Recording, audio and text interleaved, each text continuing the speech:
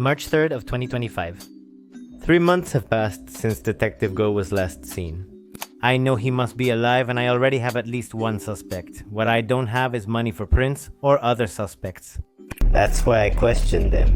Worse, I discovered my dear detective is stingy.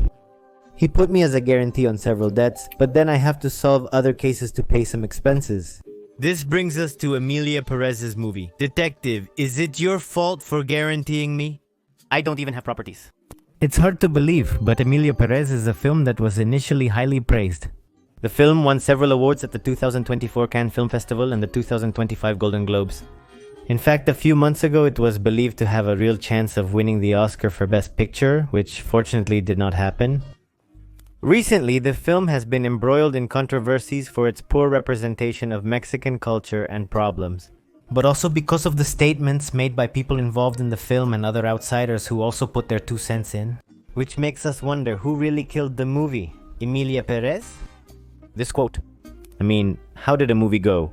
From being one of the most nominated in the history of the Oscars, and one of the favorites to win, Best Picture?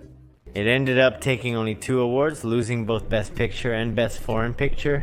To find out, we have to take a look at the controversy, because the clues suggest that there was someone who killed the movie. Emilia Perez. In this video, I share all the gossip, from the initial controversies to the events at the Oscars. I am Adric Well the Young, the dismayed detective. And join me in this case, which apparently has nothing to do with the disappearance of the detective. But it's uncertain. The writers handle it. Well, to this case, which I call the case of the dismayed vulva, what did you think? What did you think? I am not the worst assistant. It's good that I am free to use.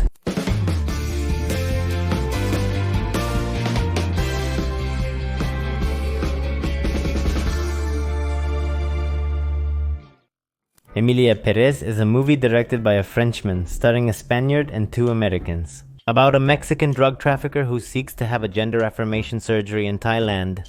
And it's also a musical, What Could Go Wrong? And surely you're wondering who came up with this brilliant idea. Well, the movie was born because its director, a French filmmaker named Jacques Blablablu, or something like that. He read a novel called Echoed, which briefly mentioned a Mexican drug trafficker who wanted to transition to being a woman. Jacques saw the character and said something like, Sage Bleu from Madame Le Fromage, I have to make a movie about this. But Jacques Nodoyuna didn't think to study our country before making his movie, even though he was going to touch on a very sensitive and relevant topic. Like the cases of people disappeared by the narco. In fact, he said in an interview, I didn't study Mexico much, what I needed to know. I already knew a little. And do you know that I only have 18 pesos to get back home by bus, but I'm going to spend them on a printout? Just to pin it on the corkboard of suspects. Fortunately, the detective left the address of the copies on the refrigerator, so I knew exactly where to go. Here's your print. It's 18 pesos. Thank you. Do you happen to know the detective? Go? Yes, although no one has seen him in 3 months. Do you know him? Yes, I recognize the suspect's photos. The first time he came, he was fine with the 18 peso cost for the prints. Dorate. Is it always like this with the money? Yes, it sounds like him. I've been working with him for a year without getting paid. Yes, I understand you. My boss is also a jerk, you know? This time I'll cover the prints. Just don't let my boss find out. Oh, really? Thank you so much. You're welcome. Hey, by the way, what case are you investigating? I'm investigating who killed Emilia Perez. I've noticed she's widely hated, but I'm not sure of the specific reasons. Where to start? The Emilia Perez movie seemed doomed from the beginning, considering the numerous issues it embodies. The script appears to be based on Jacques Dufour-Marches's imagined version of Mexico, rather than reality, where criminal trials are seen in this way. There are impressions in the markets, and people say phrases that no Mexican has ever uttered in their life. My damn vulva even hurts just remembering it. Of you? Not only that, but in general, every scene and every dialogue in the movie feels fake. As if everything formed an artificial intelligence, generated image that resembles Mexico from a distance. But when you get closer, it turns out that the market has 6 fingers. Quoting the famous Jones Sacre Bleu, my damn body hurts from doing nothing. Remembering, but the offense goes beyond. El Manitas never really regretted his actions as a drug trafficker, but the movie presents the gender change as an act of automatic redemption, where Emilia Perez now dedicates herself to helping the relatives of the missing. without thinking that perhaps his actions as a drug trafficker were what put people in that situation. It's like a discourse that seeks to be progressive, but in the end it really ends up being more transphobic. Because it doesn't represent Emilia as a real person, but as a cliché. A saint with everything and an effigy with a bleeding finger that magically arose from the waters of gender change. They seriously erected a statue for Emilia Perez similar to St. Judita Estadeo, including the disturbing detail of bleeding fingers. The dialogues also made me laugh a lot, especially those in which Selena Gomez speaks, who apparently had the same Spanish teacher as Gustavo Fringe. But it frustrates me that they didn't hire Latina actresses fluent in Spanish. Because according to what the director said, he needed renowned actresses to sell his movie. As if we didn't have any. And I'm sure they don't care because they don't notice the bad accent, but if they had researched or hired more Mexicans, this wouldn't have happened. But I think the biggest problem, the one that truly offended all Mexicans, was that they trivialized the issue of drug trafficking and the disappeared in our country. A problem that has shattered thousands of families, often presented with little respect and authenticity. For her part, Carla Sofia Gascon said the following: In the end, this is not a documentary. Whoever wants to go see 2 documentaries is going to make a bibliography. And they put both little hands. Here it has a point, and I'll tell you why. What do you mean Carla Sofia Gascon has a point? I'm going to unsubscribe and I say wow. Having someone to bounce ideas off of is necessary, isn't it? Let me explain, Guechito. I feel that the issue of the disappeared and drug trafficking can indeed be approached from another angle. We don't always have to discuss serious topics. For instance, the series Barry addresses drug trafficking issues through very serious documentaries. From a comedic perspective, it's magnificent, but even in comedy, you must treat the subject seriously, investigating and striving to understand and represent it, as it's a serious issue, despite your approach. Despite its poor execution, the movie wasn't dead on arrival as many believe. In May 2024 during the Cannes Festival. Do you understand? Cannes Festival, Cannes? Well, let's continue. He won 3 awards, including Best Ensemble and the Jury Prize. He won the British Academy of Film and Television Arts for Best Foreign Film and 4 Golden Globes, including Best Musical or Comedy Film and Best Song. Believe it or not, surpassing even Wicked itself. In addition to having 13 Oscar nominations, becoming one of the most nominated films in history. And the question everyone is asking is, why was Chingon's Emilia Perez nominated for so many awards? I think the international critics saw it with foreign eyes, and that's why they can't see all the inconsistencies and oddities that the movie has. So for them, the story is innovative, transgressive, and not abundant. But is it really nauseating? For someone who has only visited Cancun and Coyoacan, Emilia Perez may be seen as an authentic and brave representation that blends cinematic genres. Director Jacques Folliadou said he didn't aim for realism in his film, but rather an operatic feel. That's why we see some exaggerated and unrealistic elements. Some argue that the film draws from camp aesthetics and exaggerated theatrical style celebrating extravagance. And extravagant, yes it is, but it's also crappy. Because I believe it has overly realistic elements like the theme of the disappeared to make it camp. I rather feel that Hollywood and the major foreign critics felt they were supporting a film that touches on transgressive themes, artistically and sophisticatedly. But when you don't know the real context, it's easy to confuse the exotic with the authentic and the revolutionary with the crappy. It's worth noting that some Mexican filmmakers, such as Isa Lopez and Guillermo del Toro, commended certain aspects of the movie. Even my Pinocchio hurts, recalling Guillermo del Toro's version of the story. However, other filmmakers like Rodrigo Prieto criticized the film for presenting an inaccurate reality.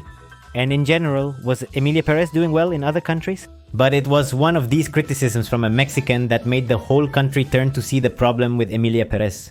Wow, Eugenio Derbez. It seems that Detective Gota trained well. Are you gathering several suspects? Hey, what did he do? I mean, besides not wanting to pay his employees, thinking that working for him is a privilege and is the only payment needed. Or overacting all his roles. Besides that, what did he do this time? Well, did they tell us? Didn't you tell me? Well, in a podcast, didn't you find out? Didn't you tell me? Isn't it that they didn't tell you? I'll charge you 18 pesos each time you reference kids. Yes, sounds fair. I'll tell you now. For clear reasons, Mexico was among the final countries to premiere the film Emilia Perez. Imagine premiered in theaters here on January 23rd. In the United States, it's been on Netflix since November. And for that reason, we weren't as aware of everything that was happening around the film. But everything changed when Eugenio Derbez was a guest on the podcast talking about cinema with Gabi Mesa and said the following: Selena is indefensible. Was every time a scene came, we would do it again, like saying... This is when Emilia Perez became the talk of the town. Eugenio Derbez, a prominent figure in Mexico, criticized Selena Gomez's Spanish, leading to clips of her speaking the language circulating. Many other videos from critics on TikTok who had already seen the movie began to go viral. And things got even bigger when Selena Gomez responded to Eugenio Derbez in a social media post that said, I understand your arguments. I'm sorry, I did the best I could with the time I was given. That doesn't take away from the work and heart I put into this movie. At least that's how I heard it in my head. After that, Eugenio Derbez himself retracted his comments, and that's how Eugenio Derbez apologized to Selena Gomez. Dear Selena, I recently said very offensive things about your movie, but after thinking it over, I made a mistake, so I will put a lot of effort into my apology. Really, I can't explain it. Can I explain it? I shouldn't have said what I said. Perez, a great actress, and your American accent, it's not noticeable, is it? Sometimes I'm reckless and I tell myself to get out and hurt, but Jax, I can't hate you. I hope you can forgive me over time. Let's be friends again. Little hands again, or at least that's how it sounded in my mind. Hey, but really? Do you really think Selena's English was so bad that it sunk the movie? No, I mean, yes, it was a starting point, but no, it didn't sink it. I can't wait to see how you link all the suspects on the corkboard using the red string. Hey, want some red string? I have it for 50 pesos per meter. You never miss a thing, huh? Spanish was just the starting point, where we Mexicans found out how the movie portrayed our country. We began to massively hate Emilia Perez and mock her with all our might in memes. Maybe we are not an economic power, but we are an economic power. It was one of those historical moments where all Mexicans, both left and right, came together against the common enemy. Don't you believe me that Mexicans are resentful? Do you remember Tiziano Ferro? In fact, we even massively supported a short film that satirized Emilia Perez called Joan Sacre Bleu, which was even screened in movie theaters. It likely earned more at the United States box office than Emilia Perez, despite a much smaller budget, as people were unwilling to pay to see her film in theaters. Let's say I watched it in a more creative way. Ahoy, sailors. And when all this avalanche of hate fell on the movie, the people involved started to react. Sua Zaldana distanced herself a bit from the film. The same happened with Selena Gomez, so they didn't receive as much hate. Director Jacques Ratatouille attempted to apologize for his superficial approach to the subject matter. But shortly after, an interview from August of last year resurfaced from the same director saying that Spanish is a language of humble people and immigrants. So no one believed his apologies.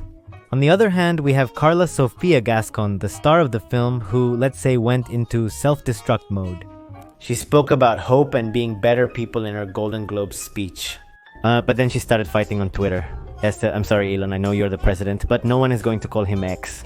And she also started fighting on her social media, saying things like, many bloggers and cats believe they are cinema experts, but they only know how to scratch the surface. He also mentioned that to appreciate his movie, you needed to be intelligent, and even fought with the theme of the movie I'm Still Here, which was also nominated for Best Picture. No one will have ever seen me speaking badly of Fernanda Torres, the main character. However, many people in Fernanda Torres' circle speak poorly of Emilia Perez and me. The statement reflects more on them and the movie than on me. Many considered it a violation of the Academy's rules, because nominees cannot speak ill of other nominees, so people asked for her to be disqualified. While it didn't happen, it certainly affected her. Does that woman seem more self-destructive than your ex-boss? Hey, don't you have to attend to more customers or something like that? Isn't the gossip better? Hey, and it's not to defend the villains, but could it be that this lady said all this because she was under a lot of pressure? Yeah, no, you charge him 18 pesos for the print, better make it 20. Yes, maybe one could think that too. What if we went too far? But then they pulled out some tweets that, yes, let's see. What did she say? In her tweets, she complained about the increasing Muslim population in Spain, claiming they posed a threat to civilizations. She worried that her daughter's school would soon have to teach Arabic instead of English. In other tweets, she complains about George Floyd and claims the Chinese coronavirus disease vaccine would include a chip and a spring roll. Her list of enemies now includes Asians, Muslims, and African descendants. She also criticized the Academy for prioritizing diversity factors over artistic merit. We add the Academy of the Oscars. I mean, why don't they give an award to their cousin who was lame? To the lame too? And he called Selena Gomez a rich rat pretending to be a poor wretch? And Selena Gomez? What? Wasn't she in the same movie? It was like seeing the Spider-Man pointing at himself meme in real life. That lady is like a walking South Park joke, but I have to go now. Thank you very much. For the wait, it's 17 pesos for this sheet? But what? The prints cost 18.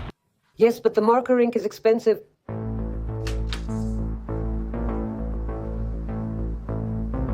Don't worry, I won't charge you for that sheet. What do you think?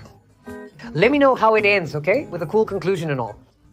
Carla Sofia later gave a cable news network interview, attempting to evoke empathy and win public support by claiming her tweets were misinterpreted. Part of another thread and many other apologies that are not entirely convincing. Sadly, the harm had already occurred. There were many statements, both recent and past, from Carla Sofia for her to be able to retake the narrative.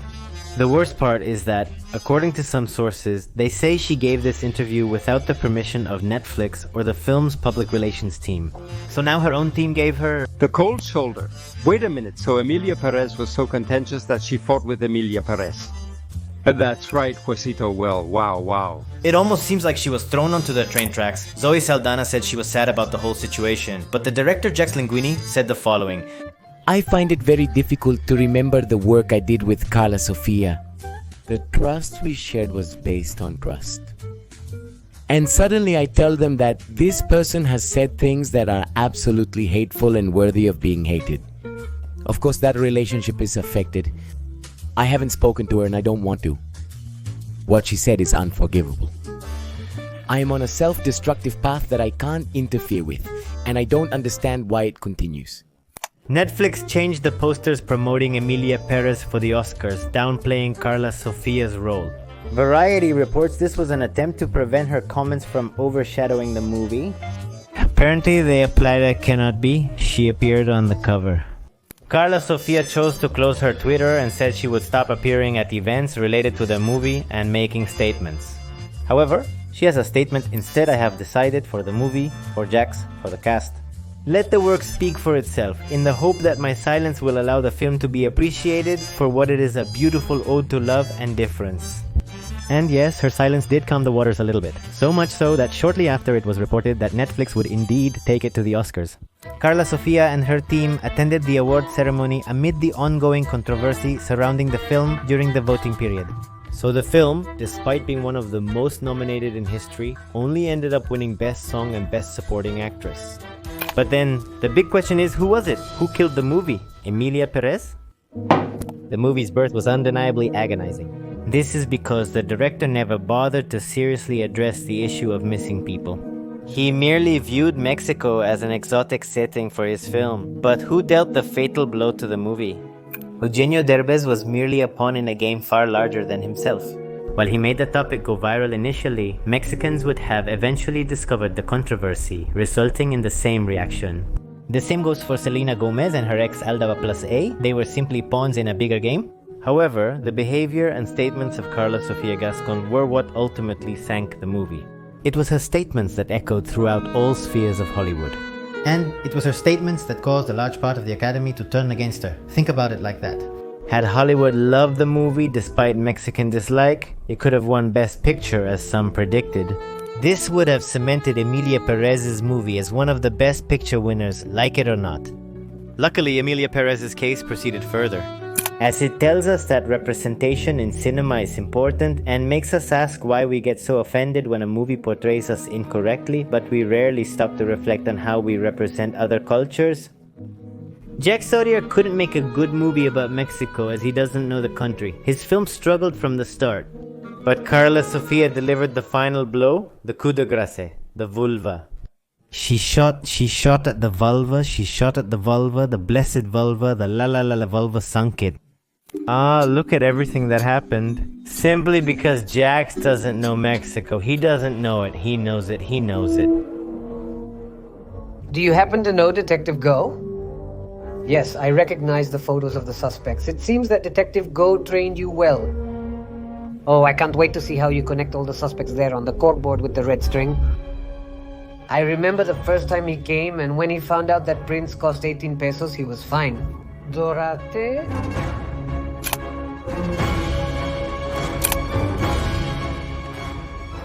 Wait for me, detective. I'm coming for you.